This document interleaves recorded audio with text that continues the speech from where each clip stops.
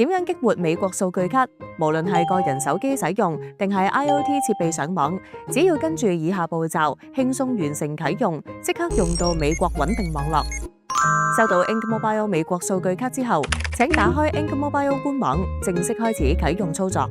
點擊官網首頁上方嘅啟用 SIM 卡橙色按鈕，跳轉到啟用頁面，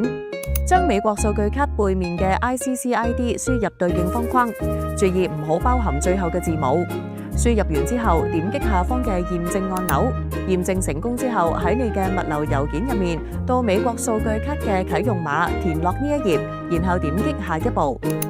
進入套餐確認頁面，認真核對你購買嘅美國數據卡套餐資料，確認冇錯之後，如實填寫下面嘅個人資料。同時，你會同步註冊一個 Ink Mobile 帳號，呢個帳號可以用來登入官網查詢套餐剩餘量、流量使用情況、帳單資料。之後登入時，用戶名就係你填寫嘅登入帳號，呢度設定嘅密碼就係登入密碼。確認所有資料填寫無誤之後，點擊頁面最下方嘅確認啟用按鈕，就可以提交啟用申請。請耐心等候啟用成功嘅郵件發送到你預留嘅郵箱。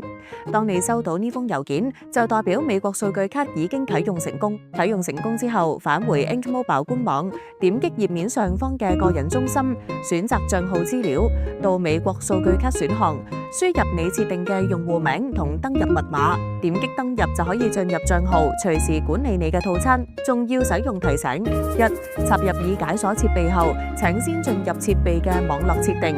到對應嘅數據卡，開啟數據漫遊選項就可以正常使用。二、若用於 IoT 設備，請確認你嘅設備已經解鎖。三、啟用後，如果需要加購流量補充包、調整續費方式，可以登入個人中心操作。以上就係美國數據卡啟用教學嘅全部內容啦。想了解更多 Ink Mobile 嘅使用教學，歡迎去我哋主頁睇。